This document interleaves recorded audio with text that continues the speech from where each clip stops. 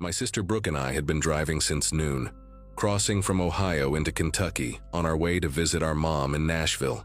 She had just gotten out of surgery, hip replacement, and we wanted to surprise her before the weekend. Brooke was 2 years older than me, the responsible one who always insisted on planning every detail of every trip. But that night, even she admitted we had pushed too far. The highway stretched endlessly through farmland and patches of dense forest, and by 11 at night, my eyes burned from staring at taillights and yellow lane markers. We had passed the last lit gas station about 40 minutes back, and the caffeine from my third gas station coffee had worn off somewhere around the state line. Brooke suggested we pull over at the next rest stop just for 20 minutes, stretch our legs and splash some water on our faces. I agreed without hesitation. My graduation from nursing school 2 years prior had taught me plenty about exhaustion, and I knew we were both running on fumes.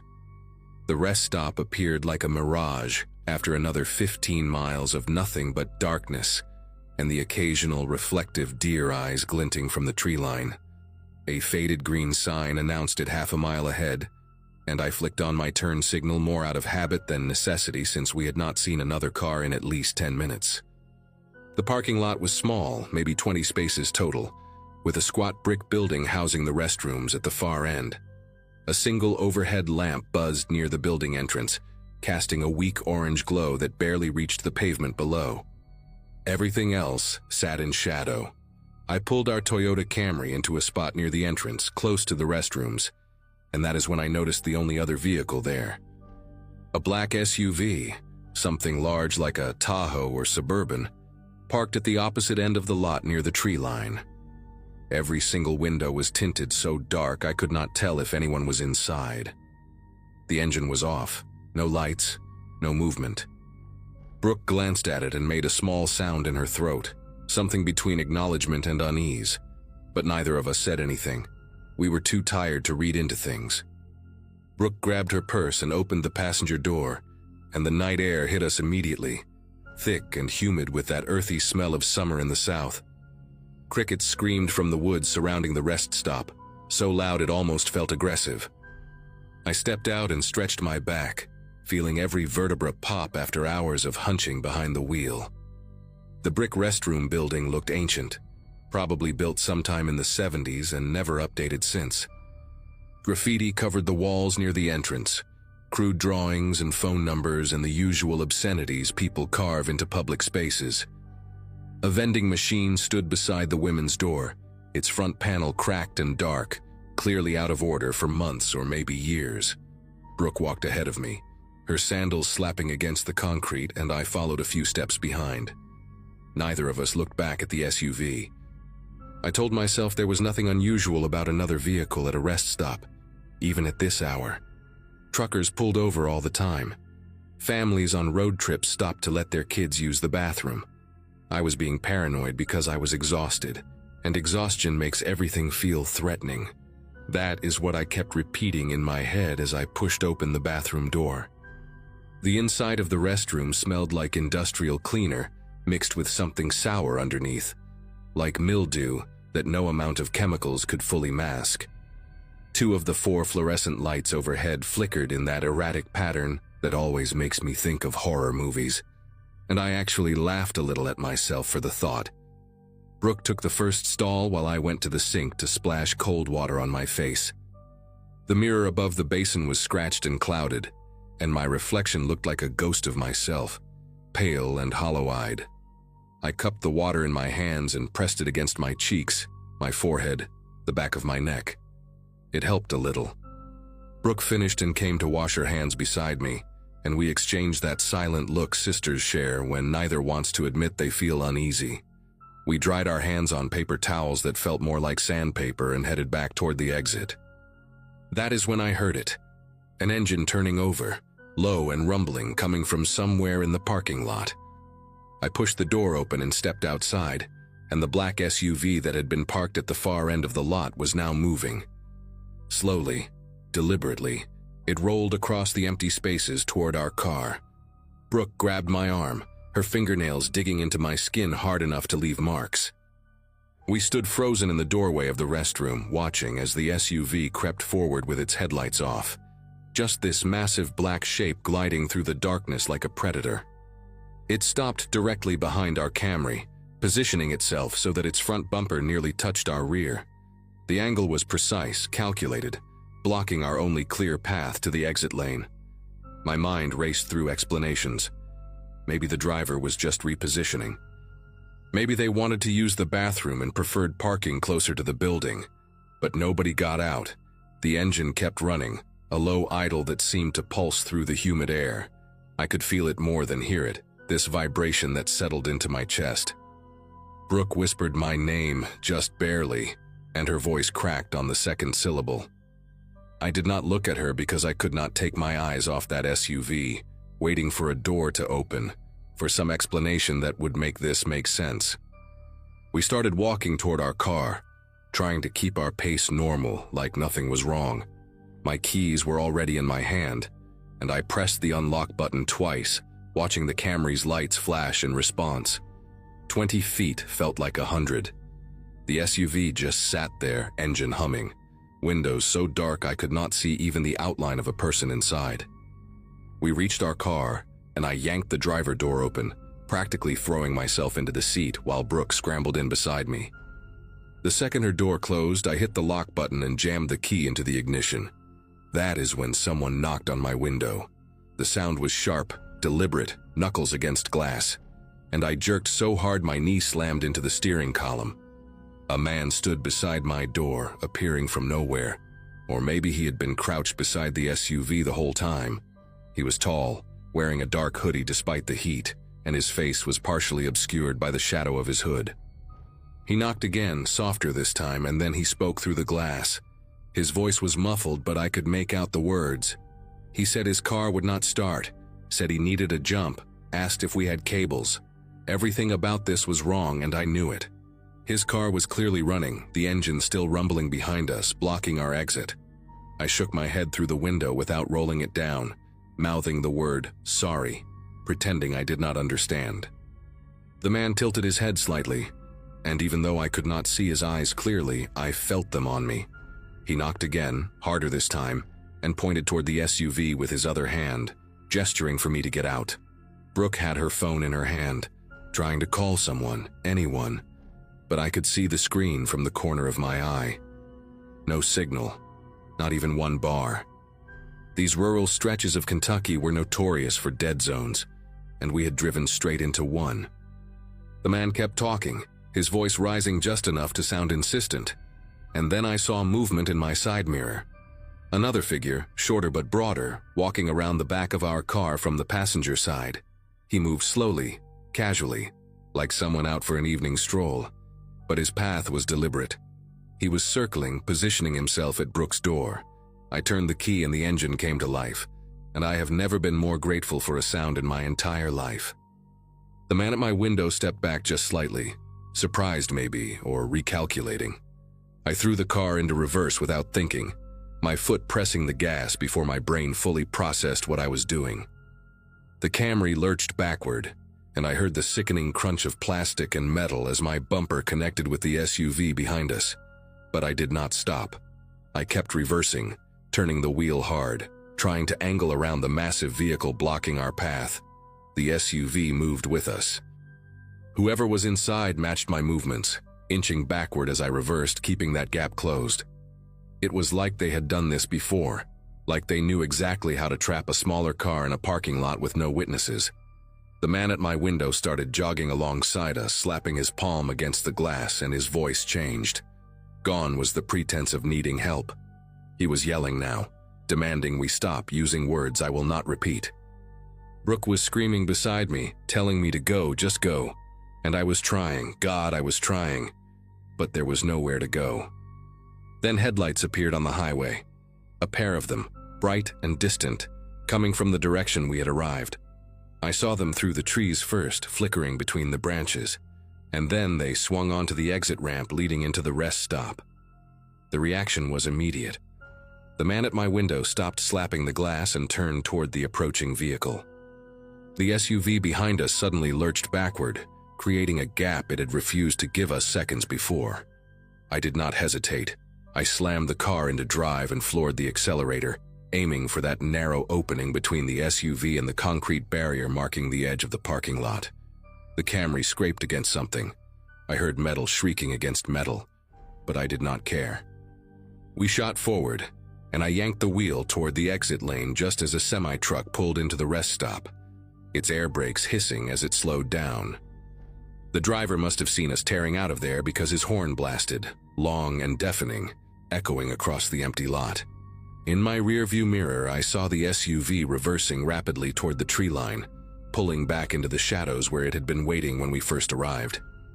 We did not stop until we reached the next town, a tiny cluster of buildings called Greenville or Greenfield, something like that, about 20 miles down the highway. I pulled into the parking lot of a 24-hour diner, the kind with neon signs and truckers eating pie at the counter, and I put the car in park and just sat there. My entire body was shaking, this uncontrollable tremor that started in my legs and worked its way up through my chest and into my jaw. Brooke was crying silently beside me, tears streaming down her face while she clutched her phone like a lifeline. Neither of us spoke for what felt like 10 minutes. Finally, she looked at me and asked if that had really just happened, and I did not know how to answer her. The back of our car was destroyed, the bumper hanging off at an angle and deep scratches gouged into the trunk where we had scraped past the SUV. That was real. That was proof. We had not imagined anything. I wanted to call the police, but I did not even know where to begin. What would I say? 2 men in an SUV scared us at a rest stop? They never touched us. They never explicitly threatened us. All they did was ask for a jump and block our car. But we both knew what would have happened if that truck had not shown up when it did. We ended up calling the police from the diner after the waitress let us use their landline. A deputy showed up about 40 minutes later, a tired-looking man named Gentry, who listened to our story with the kind of expression that told me he had heard something like this before. He took notes, asked us to describe the SUV and the men as best we could, and told us he would file a report. When I asked if there had been other incidents at that rest stop, he paused for a moment before answering. He said there had been complaints, vague things, travelers reporting feeling unsafe or seeing suspicious vehicles, but nothing concrete, no arrests, no victims who stuck around long enough to press charges. He told us we were smart to keep our doors locked, smart to run when we did. The way he said it made me feel sick, like he was congratulating us on surviving something that should not happen in the first place. Before he left, he mentioned that the state had been talking about closing that rest stop for years due to budget cuts, that there was no staff after dark and no security cameras. Places like that attract a certain kind of person, he said. I think about those words more than I should. Brooke and I made it to Nashville the next morning, driving straight through the night because neither of us could stomach the thought of stopping again. We told our mom a shortened version of what happened, enough to explain why her 2 daughters showed up looking like they had not slept in days. She cried and held us, and made us promise to never travel that stretch of highway again after dark. I kept that promise for almost 2 years before work forced me to make a similar drive. That time I booked a hotel room halfway and paid extra for one near a police station. Some people might read this and think we overreacted, that maybe those men really did need help, and we just panicked. But I remember the way the SUV moved with us, inch by inch, refusing to let us leave. I remember the coordination between the man at my window and the one circling behind. I remember how fast they retreated the moment witnesses arrived. That was not a misunderstanding. That was a trap, practiced and patient, waiting in the dark for someone tired enough to stop. We were almost the ones who did not drive away. Every time I pass a rest stop now, even in broad daylight, I keep driving. I would rather run out of gas on the shoulder than pull into one of those places ever again.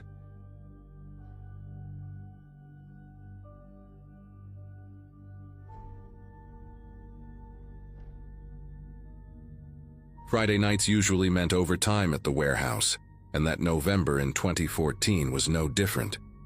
My graduating class from high school back in 2005 had scattered across the country chasing careers and families, But I stayed in rural Ohio, working logistics for a distribution company outside of Columbus.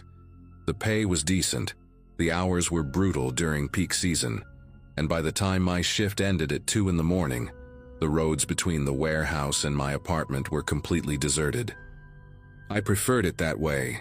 No traffic, no headlights in my mirrors, just me and the hum of my old Ford pickup cutting through the darkness. That particular Friday had been exhausting. 14 hours of loading trucks and dealing with a computer system that kept crashing every 20 minutes.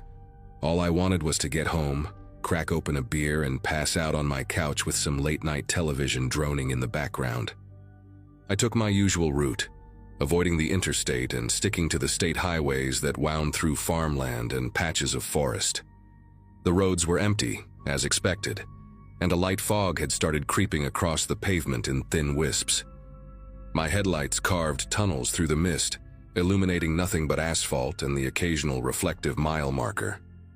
I had the radio tuned to some AM station playing old country songs, the kind my father used to listen to when I was a kid riding shotgun in his truck.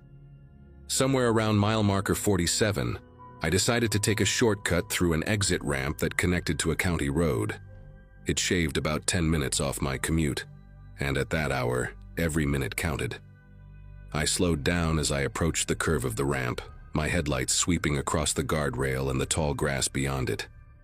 And that is when I saw something that made me ease off the gas pedal completely, my foot hovering over the brake as my brain struggled to process what my eyes were showing me. A baby car seat, right there in the middle of the exit ramp, sitting upright on the cracked asphalt like someone had placed it there with purpose. It was one of those infant carriers with the curved bottom and the handle arched over the top, the kind you see parents lugging around grocery stores and parking lots. The fabric looked pale in my headlights, maybe gray, maybe light blue, and there was a small blanket draped over it, partially covering whatever might be inside. I brought my truck to a complete stop about 30 feet away, my engine idling rough in the cold air. My first thought was that someone had been in an accident, that a car had gone off the road and I just could not see it from this angle. But there were no skid marks, no broken glass, no debris scattered across the pavement. The guardrail was intact. There was nothing, no vehicle, no person, no indication of how that car seat had ended up in the middle of a deserted exit ramp at 2:30 in the morning. I sat there with my hands on the steering wheel, staring at that seat through my windshield, and every instinct in my body started screaming at me in two different directions. Part of me wanted to throw the truck in park, run out there and check if there was actually a baby inside that carrier. Because if there was, if some infant had been abandoned out here in the freezing November night, I could not just drive away. That is not the kind of person I am. But another part of me, a deeper and more primal part, was telling me that something about this whole situation was wrong. The placement was too deliberate. The exit ramp was too remote. I looked around, scanning the darkness beyond my headlights, and that is when I noticed the embankment on the right side of the road.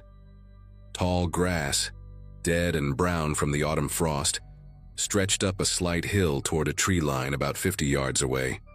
And in that grass, barely visible in the ambient glow from my truck, I saw movement. Just a subtle shift, like someone or something adjusting their position. My grip tightened on the steering wheel. I did not move. I just sat there, engine running, headlights pointed straight at that car seat, and I watched. The movement in the grass had stopped, but now that I knew where to look, I could make out a shape crouched low among the weeds. It was definitely a person. I could see the outline of shoulders, the curve of a head ducked down like they were trying to stay hidden. My heart started pounding so hard I could feel it in my throat. I thought about honking my horn, about rolling down my window and yelling out to ask if someone needed help, but something kept me from doing it. Instead, I reached over to the passenger seat where I kept a heavy flashlight, one of those metal ones that took 4D batteries and could double as a weapon if needed. I grabbed it and pointed it toward the embankment without turning it on, just holding it, feeling its weight in my hand. The figure in the grass still was not moving. Whoever it was, they were waiting for me to get out of my truck. That realization hit me like a punch to the chest. This was a trap.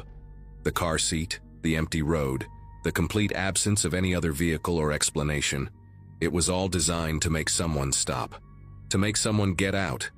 I had heard stories like this before, urban legends passed around at work or shared on the internet. Tales of criminals using fake emergencies to lure good Samaritans into vulnerable positions. Carjackings, robberies, worse.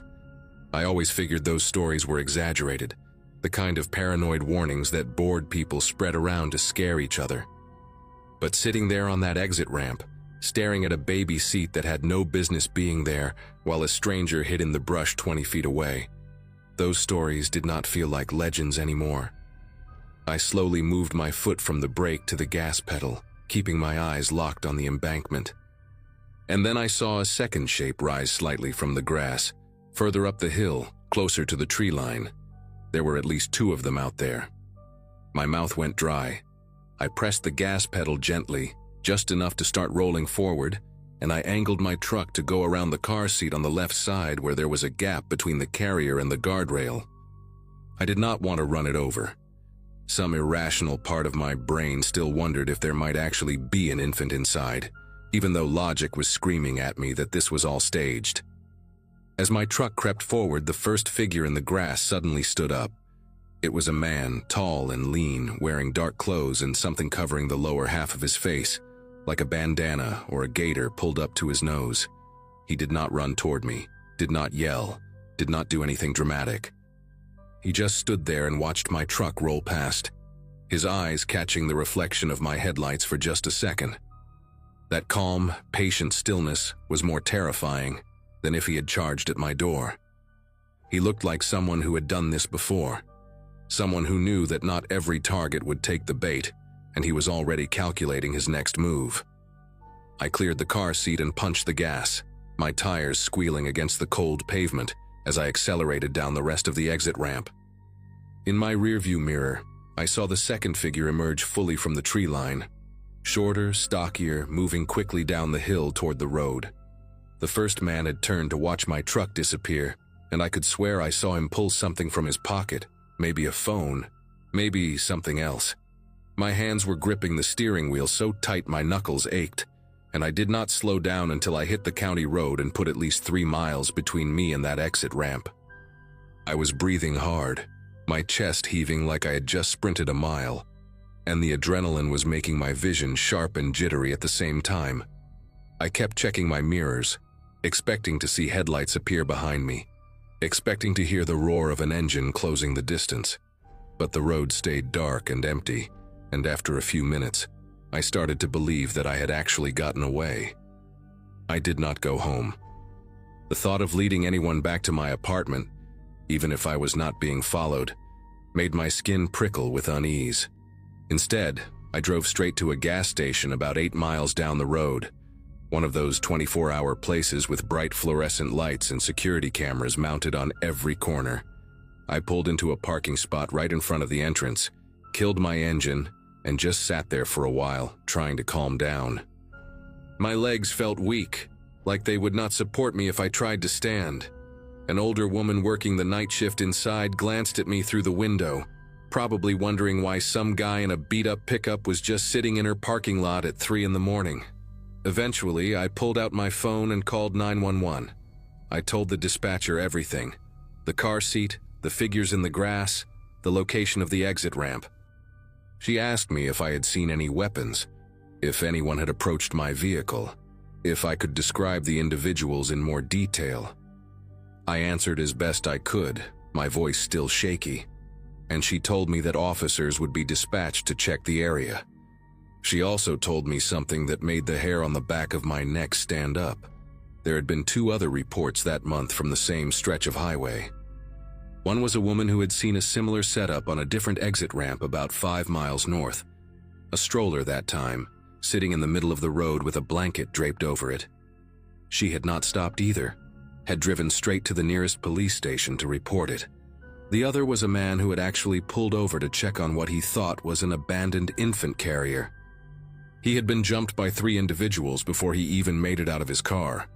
Beaten badly, his wallet and phone stolen, his vehicle taken. The dispatcher said he had spent 4 days in the hospital with a fractured eye socket and broken ribs. She thanked me for reporting what I had seen and told me I had made the right choice by not stopping. I sat in that gas station parking lot for another hour after the call ended, watching every car that passed on the road, unable to shake the image of that tall man standing in the grass, watching me drive away with those calm, patient eyes. When I finally made it home that night, I locked every door and window in my apartment, wedged a chair under the front door handle, and sat on my couch with every light on until the sun came up. I did not sleep. I could not.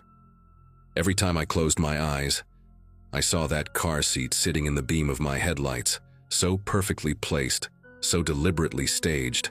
I kept thinking about what would have happened if I had gotten out of my truck, if I had walked over to check on what I thought was an abandoned baby, my back turned to the embankment, completely vulnerable.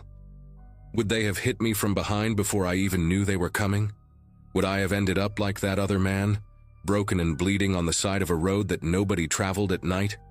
Or would it have been worse? The dispatcher had mentioned robberies and carjackings, but she had not said those were the only things that happened in cases like this. She had left a lot unsaid, and my imagination filled in the gaps with possibilities I did not want to consider. The police called me back 2 days later. A detective named Holloway told me they had found the car seat still on the exit ramp when officers arrived, but whoever had been hiding in the grass was long gone. They recovered footprints in the mud along the embankment, at least 3 distinct sets confirming there had been more people out there than I had even seen.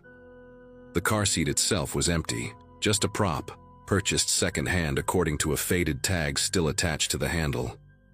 No fingerprints, no DNA, nothing that could identify who had set the trap. Holloway said they had increased patrols on that stretch of highway, but he was blunt with me. These kinds of operations were hard to catch because the people running them knew how to disappear fast. He told me I was lucky, that my instincts had probably saved my life that night. I thanked him and hung up, but the word lucky did not sit right with me. I did not feel lucky. I felt hunted. I changed my route to work after that, adding 20 extra minutes to my commute just to avoid that part of the highway. And even now, years later, I still slow down whenever I see something unexpected on the road at night. I still check the tree line, the ditches, the shadows beyond my headlights, because I know now that not every cry for help is real, and some traps are designed for people who just want to do the right thing.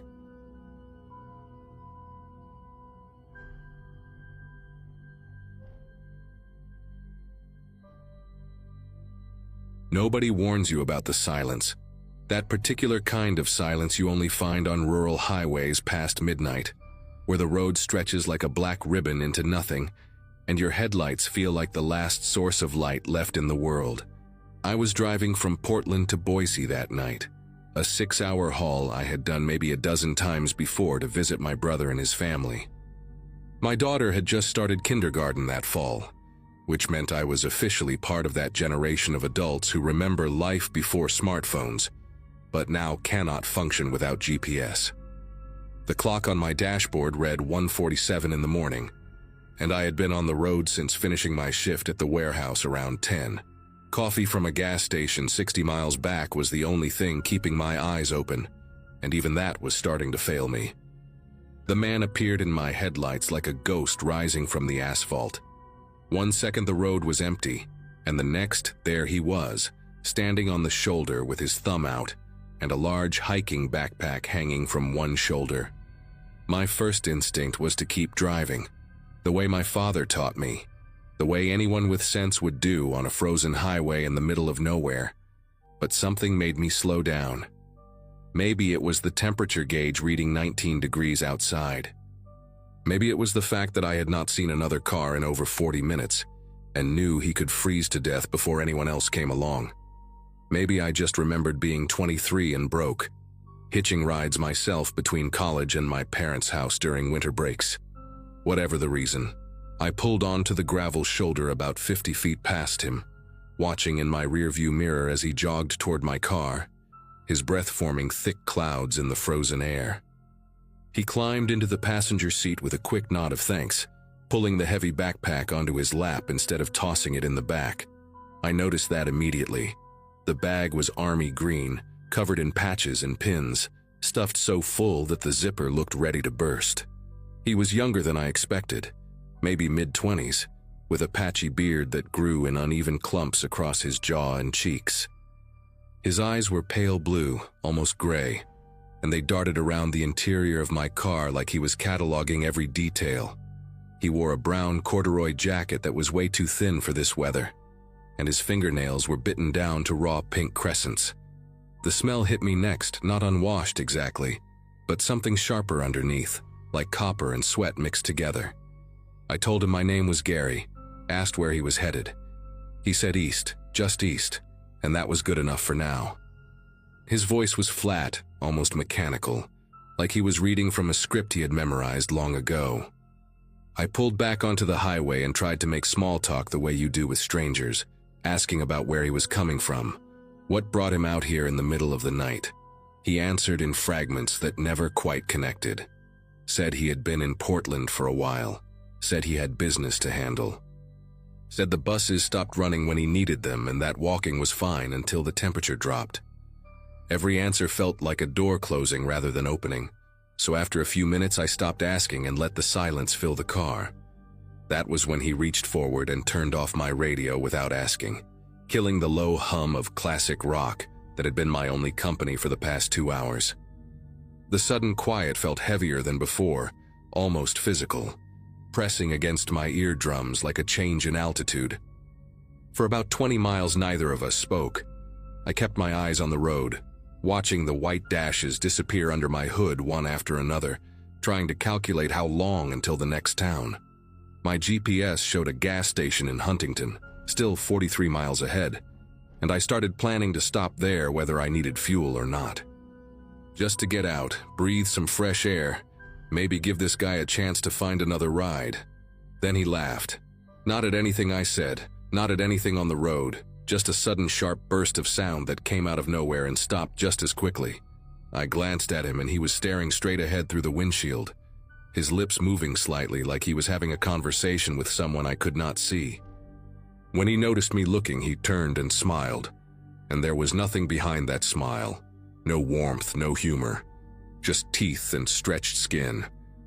He asked me if I believed in fate. I said I did not know. He said that was the wrong answer. The next 15 minutes were the longest of my life up until that point. He started talking, really talking, in this rapid stream of consciousness that jumped from topic to topic without any logic I could follow. He talked about a woman named Diane who had ruined his life, then about a dog he had as a kid that his father drowned in the bathtub, then about how the government was tracking people through cell phone towers, and that was why he never carried one. His voice would shift from a whisper to nearly shouting and back again within the same sentence.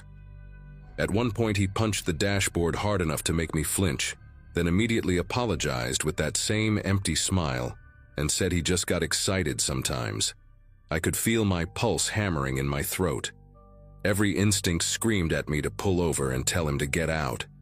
But we were in the middle of absolute nowhere, no lights visible in any direction, and something told me that stopping the car right now would be a very bad idea. He wanted to know why I had picked him up. I told him the truth, that it was cold, and I did not want him to freeze. He considered this for a long moment, tilting his head like a bird examining something shiny, then said that was a weak reason. Said most people who stopped for strangers at night were either looking for something or running from something. Asked which one I was. I said neither, that I was just driving to see my brother. He made a sound in his throat, something between a grunt and a laugh, then unzipped his backpack about halfway. I tried not to look, but I could not help it. Inside I saw clothes bundled into tight rolls, a flashlight, what looked like a bundle of zip ties, and the handle of something metallic catching the glow from my dashboard lights. He noticed me noticing and zipped it back up slowly, deliberately, holding eye contact the whole time. His pale eyes never blinked. He said he liked to be prepared for anything, said you never knew what kind of people you might meet on the road at night. The GPS announced that Huntington was now 26 miles away. 26 miles had never sounded so far in my entire life. I adjusted my grip on the steering wheel and tried to keep my breathing steady, tried to act like I had not just seen what I saw. The man started asking about my route, why I was taking this highway instead of the interstate, whether I always drove this way. When I explained it was shorter and I knew the roads well, he shook his head and said I should take the next left, that he knew a faster way. There was no next left, not on this stretch, nothing but empty fields and distant mountains for miles. I told him I would stick to my route, and his whole demeanor changed in an instant. The fake friendliness dropped away like a mask falling off, and underneath was something cold and rigid. He said he was not asking. His right hand drifted back toward the backpack on his lap, fingers brushing against the zipper.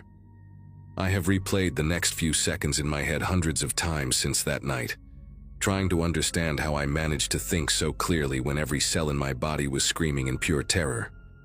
He unzipped the bag fully and pulled out a hunting knife with a serrated edge, the kind designed to gut deer, and held it casually against his thigh like it was the most natural thing in the world. He told me to stay calm, that nobody had to get hurt as long as I did exactly what he said. His voice had changed again, lower now, controlled, almost businesslike. He said there was a service road coming up in about 8 miles and I was going to take it. Said he had done this before and it always went smoother when people cooperated. I asked him what he wanted. Money, the car, anything he wanted he could have. He smiled again, that horrible empty smile, and said it was not about what he wanted. It was about what he needed. And what he needed was for me to stop asking questions and start driving where he told me to drive. My mind raced through every possible option. I could slam on the brakes, but he was already holding the knife and I would never get my seatbelt off before he reached me. I could try to crash the car, but at 70 miles per hour on a frozen road that was just as likely to kill me as him. I could try to fight, but he was younger and clearly prepared for resistance. Then I remembered something my father told me once about defensive driving, about how the person behind the wheel always has more control than they realize. I started slowing down gradually, just a few miles per hour at a time, watching the speedometer drop from 70 to 65 to 60. He did not notice at first, too busy scanning the darkness ahead for his service road. By the time we hit 55, I spotted what I had been praying for since he pulled out that knife. Headlights in my rearview mirror coming up fast, maybe half a mile back. Another car, the first one I had seen in over an hour. I made a decision right then that would either save my life or end it. I waited until the headlights were close enough that I could tell it was a truck, something big, 18 wheels maybe. Then I did 3 things in rapid succession. I slammed my hand down on the horn and held it there. I flicked my headlights from low to high beam over and over, and I started swerving across both lanes in a pattern that no sober driver would ever make. The man screamed at me to stop, lunging forward with the knife, but my swerving threw off his balance, and the blade caught the fabric of my jacket sleeve instead of my arm. The truck behind us responded exactly the way I hoped, laying on its own horn and flashing its lights, then pulling up alongside us in the oncoming lane. I could see the driver, a heavy-set man with a beard, his face twisted in confusion and concern as he tried to figure out what was happening. I pointed frantically at my passenger, mouthing the word help over and over, and I watched understanding dawn on the trucker's face. He grabbed something from his dashboard, a radio, and started talking into it while matching my speed. The man in my passenger seat went completely still, watching the truck with those pale, dead eyes, calculating his odds. Then he did something I did not expect. He started laughing, a high-pitched wheeze that sounded like air escaping from a punctured tire. He told me I was smarter than the others, said most people just did what they were told until it was too late. Then he reached over and pulled the door handle while we were still moving at 40 miles per hour. The door flew open, and the wind rushed in like a living thing, filling the car with noise and frozen air. He looked at me one last time, still smiling that terrible smile, and said he would remember my face. Then he tucked the knife back into his bag, clutched the backpack to his chest, and threw himself out of my moving car into the darkness beyond the shoulder. I slammed on the brakes so hard the anti-lock system screamed beneath my feet. The truck pulled over ahead of me and the driver came running back, asking if I was okay, saying he had already called the state police on his CB radio. I could not answer him. I just sat there behind the wheel, staring at the open passenger door swinging gently in the wind, my whole body shaking so hard I could hear my teeth rattling against each other. When the police arrived 20 minutes later, they searched the area for over an hour with flashlights and dogs. They found nothing. No footprints in the frozen grass, no blood, no sign that anyone had ever been there at all. The officer who took my statement said it was possible the man had a vehicle stashed nearby, that predators like that often planned escape routes in advance. He also told me that I was lucky, that 3 women had gone missing on this same stretch of highway over the past 2 years. They never found them. I made it to my brother's house by sunrise, and I have not driven that road at night ever again. Sometimes I still dream about those pale eyes watching me from the shoulder of some empty highway, thumb out, waiting for the next person kind enough to stop.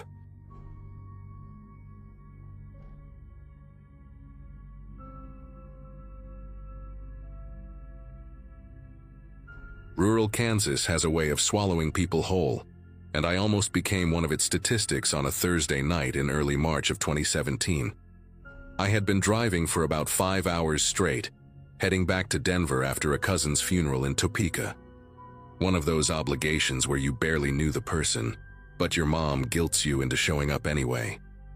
Everyone from my graduating class of 2012 was posting photos of their kids and promotions, while I sat in a church pew, pretending to remember a man I had met maybe 3 times in my entire life.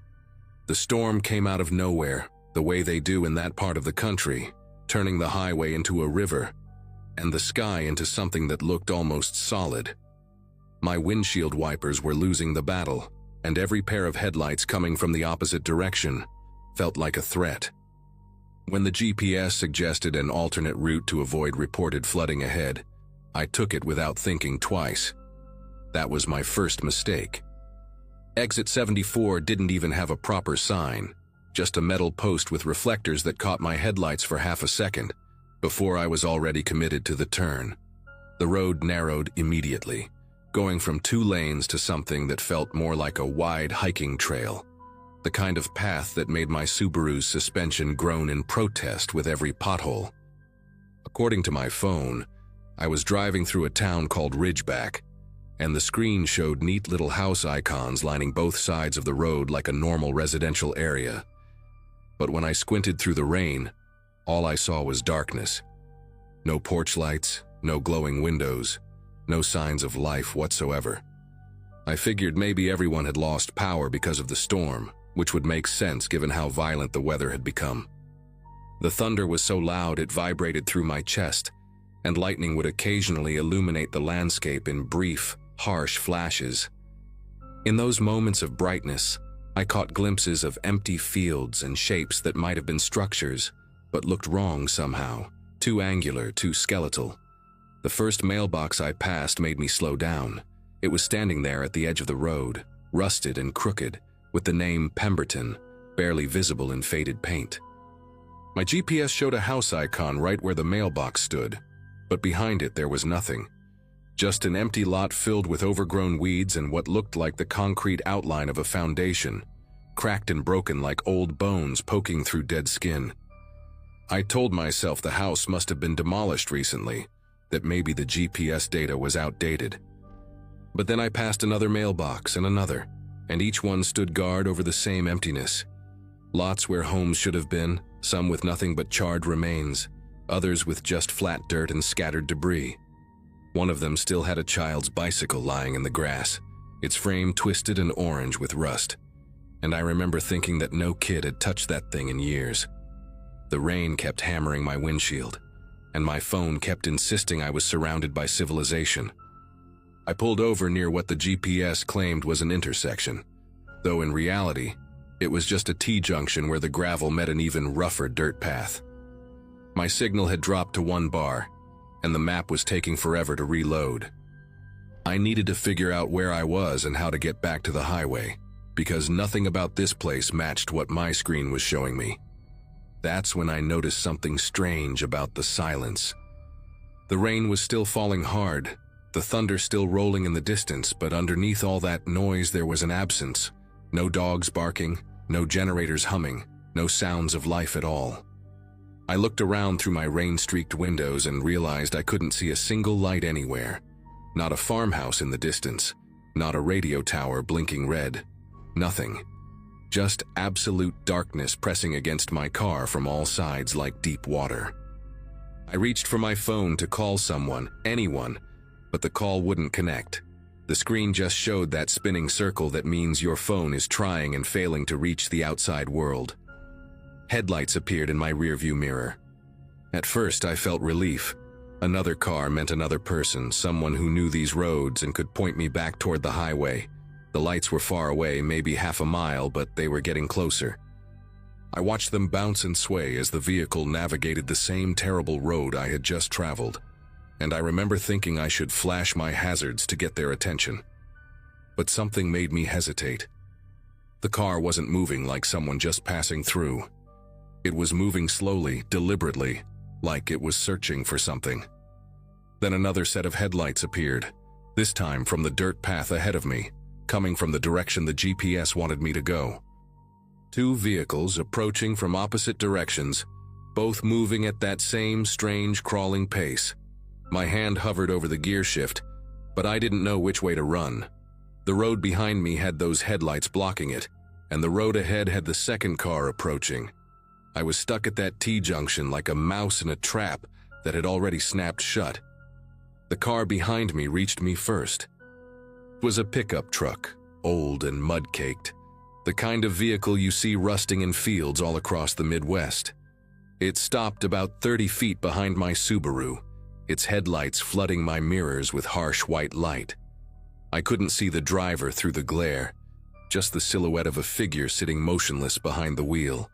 Then the car from ahead arrived, a dark sedan with a dented hood and no front license plate. It pulled up slowly and stopped about 20 feet in front of me, positioning itself at an angle that blocked any chance I had of squeezing past. For a long moment, nothing happened. The rain kept falling, the engines kept idling, and I sat there gripping my steering wheel so hard my knuckles went pale. Then, with a synchronization that felt rehearsed, both drivers opened their doors at the exact same time. I watched two figures step out into the rain, neither one making any move to approach me yet. They just stood there beside their vehicles, faces hidden in shadow, waiting for something I couldn't understand. A third door opened. I hadn't even noticed there was a passenger in the sedan until a woman climbed out from the back seat. She was tall and thin, wearing a raincoat that hung off her frame like wet paper, and she was the first one to move toward me. Her walk was casual, unhurried, like she had all the time in the world. The two men, I could tell they were men now from their builds, stayed by their vehicles, watching. The woman stopped about 10 feet from my driver's side window and just stared at me through the rain. Lightning flashed, and for a split second I saw her face clearly. She looked ordinary, maybe in her 50s, with short gray hair plastered to her forehead, and an expression that was completely blank. No anger, no threat, no emotion at all. That emptiness scared me more than anything else. She raised one hand slowly and made a cranking motion, telling me to roll down my window. I shook my head no and reached for my phone again, even though I knew it was useless. She watched me fumble with the device, and something close to amusement flickered across her face before it went blank again. The man from the pickup truck started walking toward me too. He was younger than the woman, maybe in his 30s, with broad shoulders and a thick beard that caught rainwater and held it. He positioned himself on the passenger side of my car, and now I had two people flanking me while the third man stayed by the sedan. My doors were locked.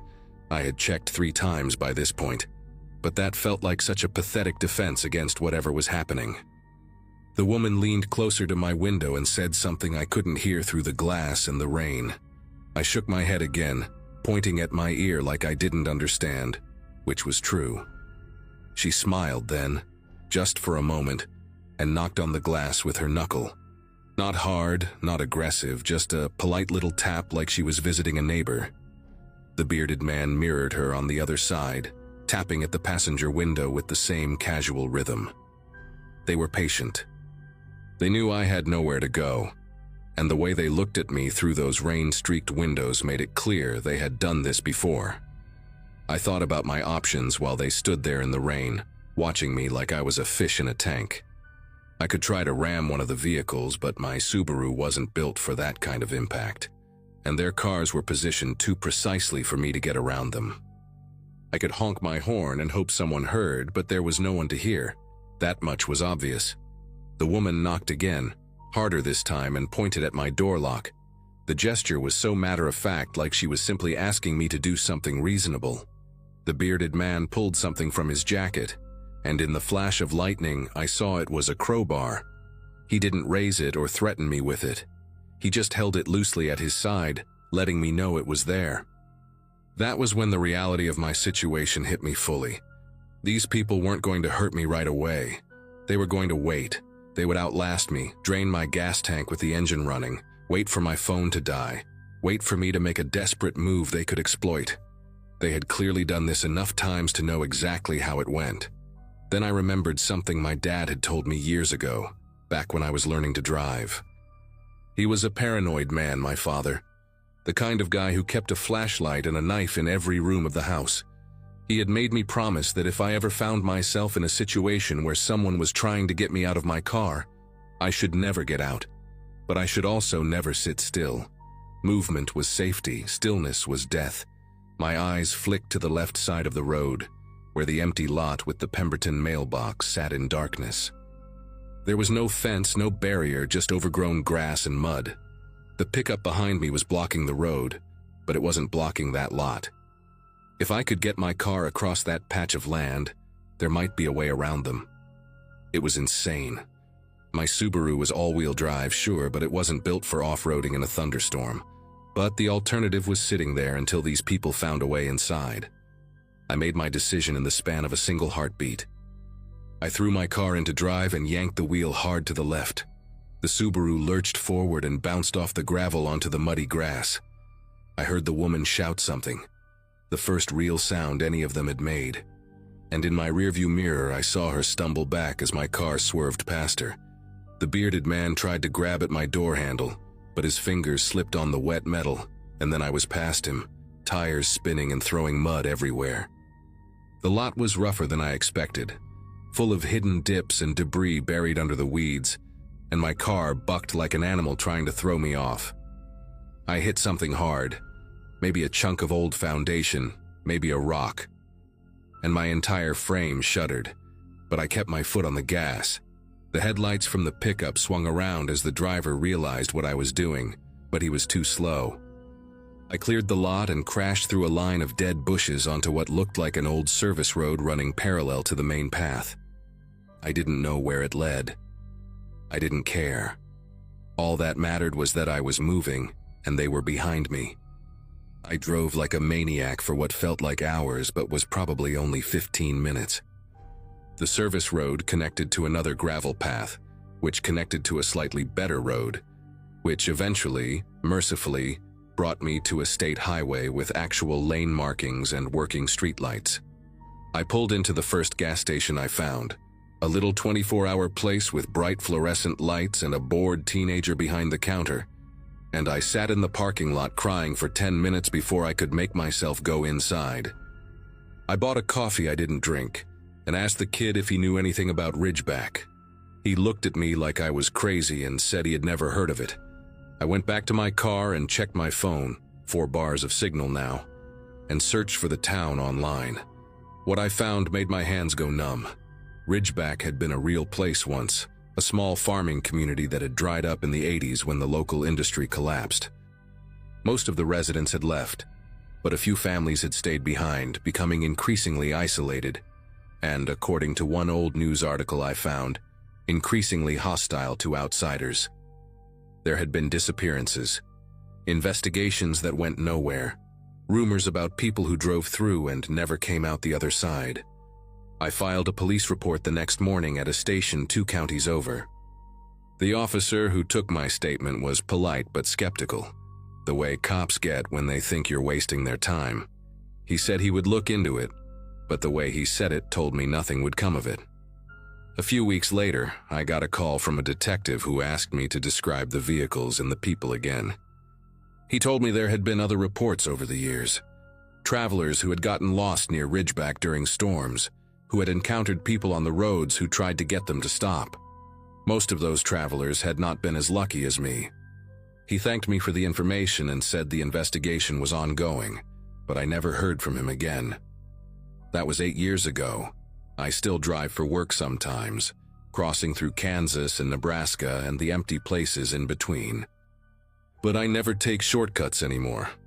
I never trust the GPS when it tells me there's a faster way, and whenever I see an exit with no proper sign, just a metal post with faded reflectors, I keep my eyes on the road ahead, and I do not slow down.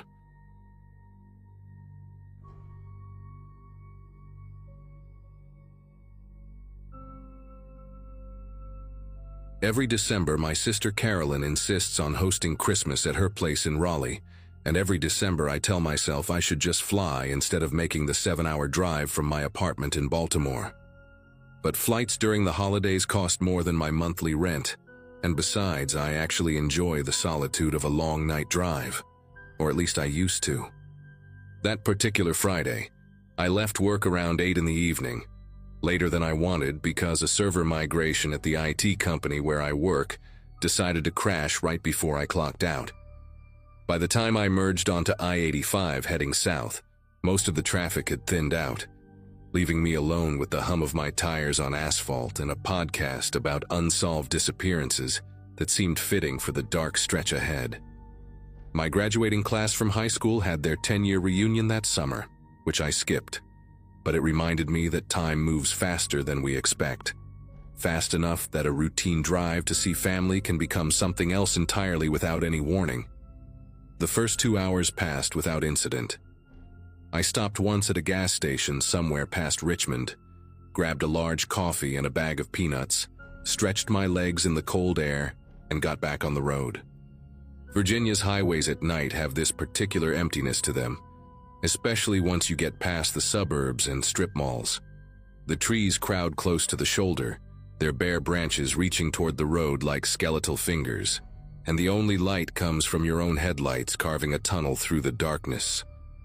I had the heat cranked up, my coffee wedged in the cup holder, and I was half listening to a story about a hiker who vanished in the Cascades when I first noticed headlights appear in my rearview mirror. At that hour, seeing another car was almost comforting. Proof that I was not the only person awake in this corridor of nothing. I remember glancing at the clock on my dashboard, 11:47. I remember thinking the other driver was probably just as tired as me, just as eager to reach wherever they were going. I had no idea that those headlights would become the only thing I could think about for the next 3 hours.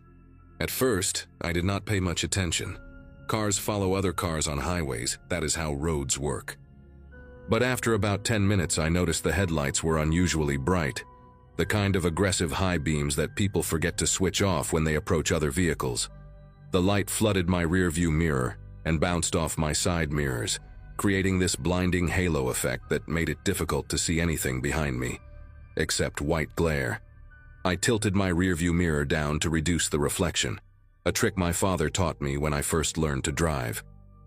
That helped a little, but I could still feel the intensity of the light pressing against the back of my head, washing out everything in my peripheral vision.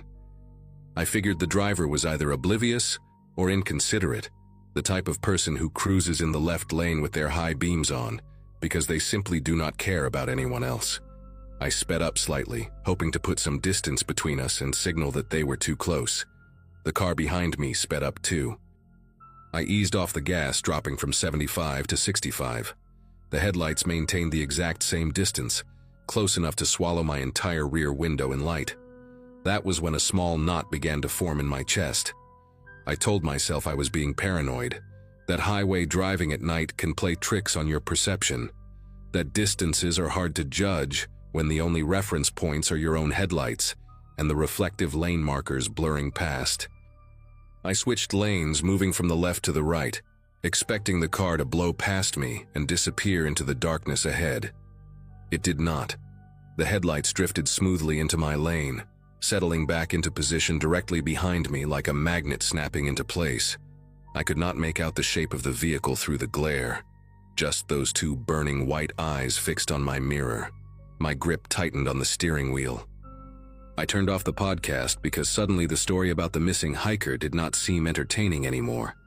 The silence in the car felt heavy, interrupted only by the drone of my engine and the rhythmic thump of tires crossing expansion joints in the pavement. I watched the mile markers crawl past. 147, 146, 145.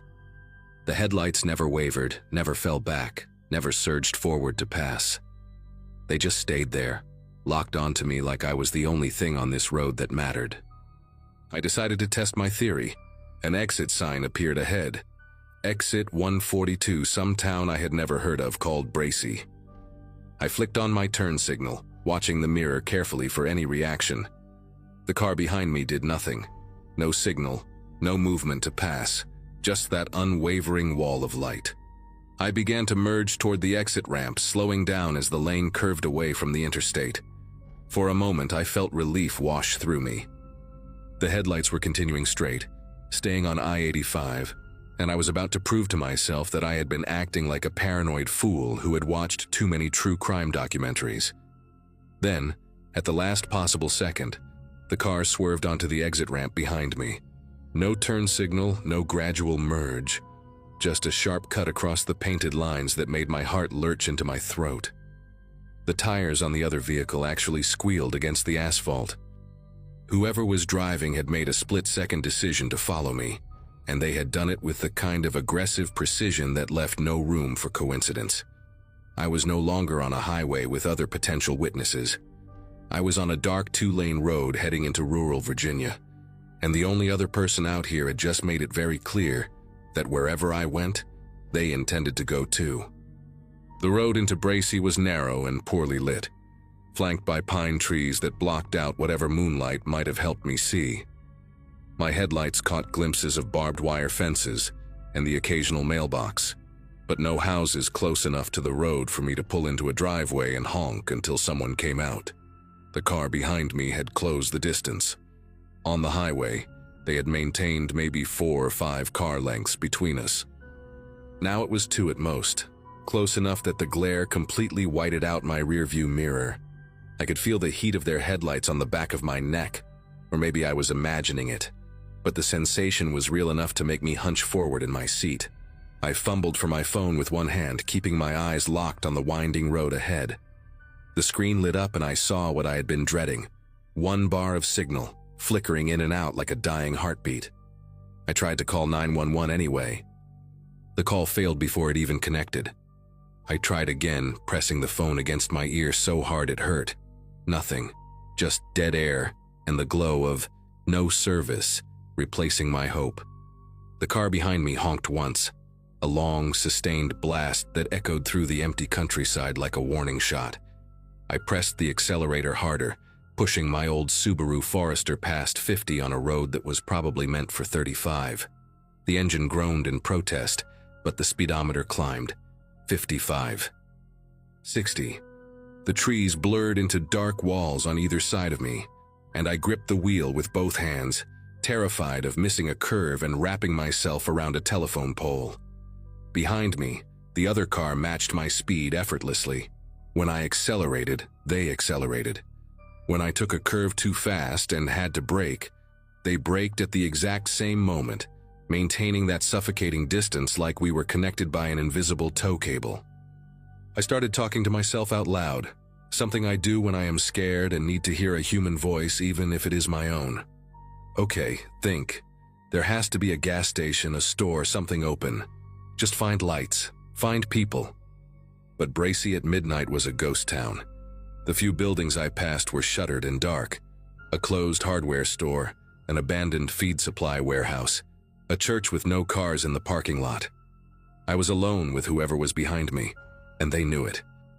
Then the road curved sharply to the left, and I saw a faint glow ahead, a fluorescent sign buzzing against the darkness.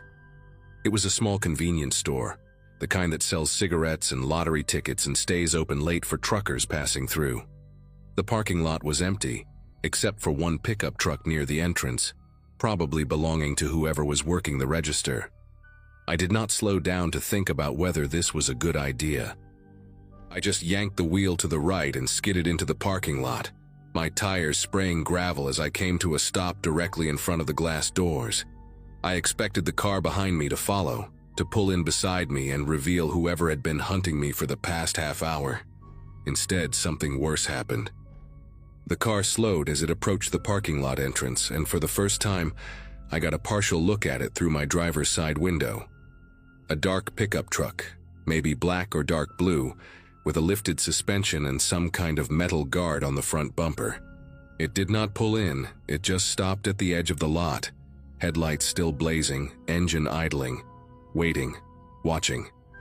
The driver did not get out, did not honk, did not do anything except sit there like a predator who had cornered its prey and was deciding what to do next. I threw open my door and ran inside the store, nearly tripping over my own feet as I pushed through the glass entrance. A bell chimed overhead, absurdly cheerful given the circumstances. The man behind the counter looked up from his phone with the tired expression of someone who had seen too many late-night weirdos to be surprised by anything. He was maybe 60 years old, with a gray beard that needed trimming and a faded camouflage jacket that suggested he spent his free time hunting deer rather than dealing with panicked strangers. "Someone is following me," I said, and my voice came out higher and faster than I intended. "There is a truck outside in the parking lot entrance. He has been chasing me since the highway. I need to call the police." The man, his name tag said Earl, leaned sideways to peer through the window behind me. His expression shifted from boredom to something harder, more alert.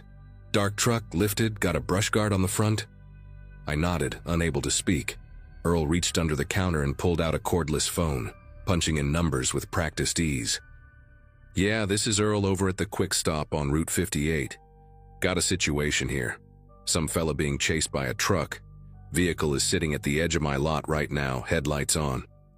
He listened for a moment, then nodded. "Will do."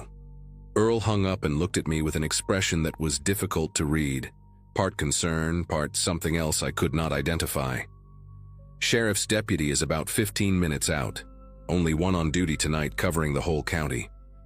You stay inside. Keep away from the windows."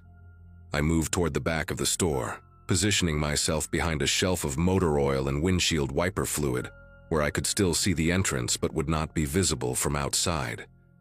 My heart was pounding so hard I could feel it in my temples. Through the dusty glass, I watched the truck sitting at the edge of the parking lot, its headlights cutting two bright tunnels through the darkness. Minutes passed. 5, 10. Earl stayed behind his counter, occasionally glancing at the window, one hand resting near something under the register that I suspected was not a calculator. Neither of us spoke. The silence was broken only by the hum of the refrigerator cases and the distant ticking of a clock I could not see. Then, without warning, the truck's headlights flicked off. The engine revved once, a deep guttural sound that echoed across the empty lot, and the vehicle reversed slowly, deliberately, back onto Route 58. I watched its taillights disappear around a curve, swallowed by the night. But I did not feel relief. Whoever had been driving that truck had not given up. They had simply decided that tonight was not the night, that pursuing me further with a witness present and police on the way was not worth the risk. They had made a calculation, and that terrified me more than anything else. The deputy arrived 20 minutes later, a young woman named Faulkner with short brown hair and a no-nonsense demeanor that made me feel slightly safer just standing near her. I gave my statement twice, describing everything from the moment I first noticed the headlights on I-85 to the truck's deliberate retreat. She wrote it all down in a small notebook, asking clarifying questions without any hint of skepticism, which I appreciated more than I could express. When I finished, she closed the notebook and looked at me directly. "You are not the first person to report something like this on that stretch of highway," she said, and those words landed like a punch to the chest. "We have had 3 or 4 similar incidents over the past 2 years. Always late at night, always a lone driver, always that same general description of the vehicle. Dark pickup, lifted brush guard. We have never been able to identify the driver or catch them in the act." She paused, choosing her next words carefully. "My advice? Do not drive that route alone at night anymore. Take the longer way through Durham next time, even if it adds an hour.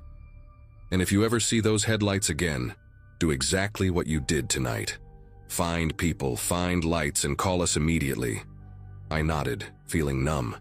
The idea that someone was out there, repeatedly doing this, picking off lone drivers like a sport, made me want to never get behind the wheel again. Earl let me stay at the store until I felt steady enough to drive.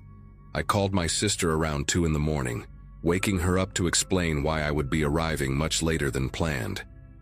Carolyn wanted me to wait until daylight to finish the trip, but I could not stomach the thought of sitting in that parking lot for another 5 hours, jumping at every set of headlights that passed on the road outside. Deputy Faulkner offered to escort me back to I-85, and I accepted without hesitation.